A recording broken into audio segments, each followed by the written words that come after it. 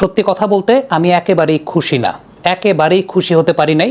প্রথমে একটা কথা বলে নেই, সেটা হচ্ছে আমি কিন্তু সবসময় প্লেয়ারদেরকে ব্যাকআপ করি এই কারণে, যে সমস্ত প্লেয়াররা পরীক্ষিত এই প্লেয়াররাই আসলে আমাদের প্লেয়ার। দিন শেষে আমাদের এর চাইতে বেটার কোয়ালিটির প্লেয়ার নাই। টিম ম্যানেজমেন্টকে ধন্যবাদ দিব এই কারণে যে পরীক্ষিত প্লেয়ারদের উপর টিম ম্যানেজমেন্ট ট্রাস্ট করছে এবং তাদেরকে ঘুরিয়ে ফিরিয়ে খেলাচ্ছে, যেটা আমরা গেল 4-5 বছর দেখেছি। টিম ম্যানেজমেন্ট খুব ফ্ল্যাকচুয়েট করেছে, এ না হলে এ, ও না হলে ও না হলে ও। কিন্তু এই টিম ম্যানেজমেন্টের মধ্যে একটা ব্যতিক্রমতা দেখা যাচ্ছে, সেটা হচ্ছে ট্রাস্টেড প্লেয়ারদের উপর তারা ট্রাস্ট করছে, তাদেরকে ভালো পারফর্ম করার সুযোগ দিচ্ছে। তবে 2016 সালে যে ঘটনা ঘটেছিল, মহেন্দ্র সিং ধোনি যখন ক্যাপ্টেন্সি করছিলেন ইন্ডিয়া বাংলাদেশ ম্যাচে, ওই লাস্টে 3 রান দরকার, সে সময়টায় মাহমুদুল্লাহ রিয়াদ এবং মুশফিকুর রহিম গ্ল্যামার শট খেলতে গিয়ে আউট হয়েছিলেন। ওইটা তো আমাদের একটা শিক্ষার জায়গা হওয়া উচিত ছিল না? জাকের আলী অনেক আজকে যে কাজটা করেছেন, আবারও বলি আমি কাউকে ছুঁড়ে ফেলে দেওয়ার পক্ষপাতী না, কারণ এরাই আমাদের সেরা প্লেয়ার। কিন্তু এদের মধ্যে কমন সেন্স গ্রো করানোর জন্য, এদের স্কিল বাড়ানোর জন্য এদেরকে যত ধরনের শাস্তি দেওয়া প্রয়োজন সব ধরনের শাস্তি দেওয়ার পক্ষে আমি। আমার কাছে মনে হয় আজকে পুরো টিম ম্যানেজমেন্ট, আজকে পুরো টিমের সবাই মিলে জাকেরের কাছে এই বিষয়টার ক্ল্যারিফিকেশন চাওয়া উচিত। আবারও বলছি, আমি এদেরকে ছুঁড়ে ফেলে দেওয়ার পক্ষপাতী না, এরাই আমাদের সেরা খেলোয়াড়। লেগ সাইডে ছাড়া, মিড উইকেট ছাড়া খেলতে পারে না, তারপরও পরীক্ষিত হয়ে 18 কোটি মানুষের মধ্যে তারাই পরীক্ষিত হয়ে আলটিমেটলি ন্যাশনাল টিমে খেলছেন। এই টিম ম্যানেজমেন্ট সঠিক কাজটাই করছে। আজকে তাওহিদ হৃদয় রান পেয়েছেন, কিন্তু তারপরও দুইটা কাজ টিম ম্যানেজমেন্টের অবশ্যই করণীয়, সেটা হচ্ছে এদের স্কিল বাড়ানোর কাজটা, আরেকটা হচ্ছে কমন সেন্স যদি তারা দেখাতে না পারে সেক্ষেত্রে শাস্তির ব্যবস্থা করাটা।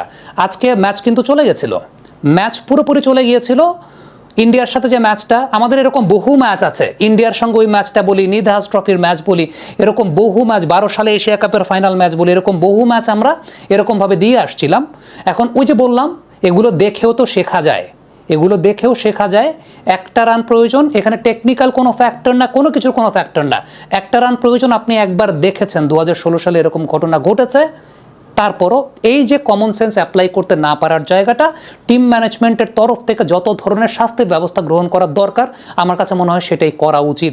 কিন্তু এই প্লেয়ারদের কাউকে আমি ছুঁড়ে ফেলে দেওয়ার কথা কখনোই বলবো না, কারণ এই প্লেয়াররা পরীক্ষিত পারফর্মার। দেখেন আজকে ম্যাচটা বের হয়েছে কখন জানেন? আমি যদি ম্যাচ অ্যানালাইসিস একদম করি, ম্যাচটা বের হয়েছে তৃতীয় ওভারের প্রথম এবং দ্বিতীয় বলে।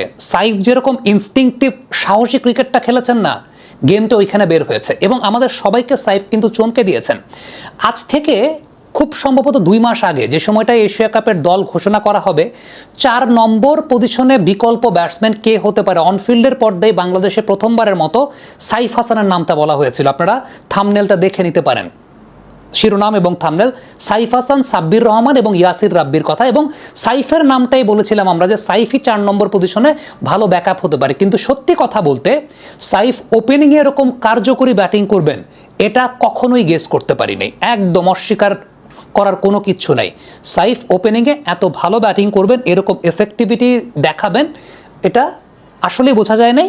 এবং সাইফ বিপিএলেও কিন্তু ওপেনিংয়ে আসলে ব্যাটিং করেন নাই, সাইফ বিপিএলে প্রমাণিত ছিলেন 4 নম্বর পজিশনে।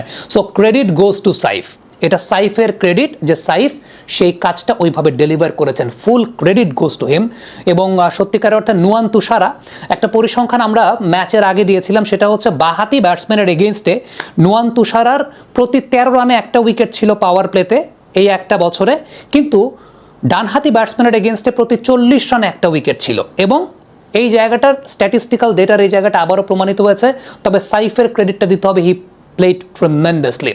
তাওহিদ Hridoy under pressure, team management তার উপর ট্রাস্ট করেছে, ভরসা করেছে, কেউই তাকে আসলে দলে চাননি, কিন্তু টিম ম্যানেজমেন্ট চেয়েছে। দেখেন সত্যি কথা বলতে, যখন যে দলে থাকে না, আমাদের প্রত্যেকের কাছে মনে হয় সে থাকলেই মনে হয় আমরা ম্যাচ জিতে যেতাম।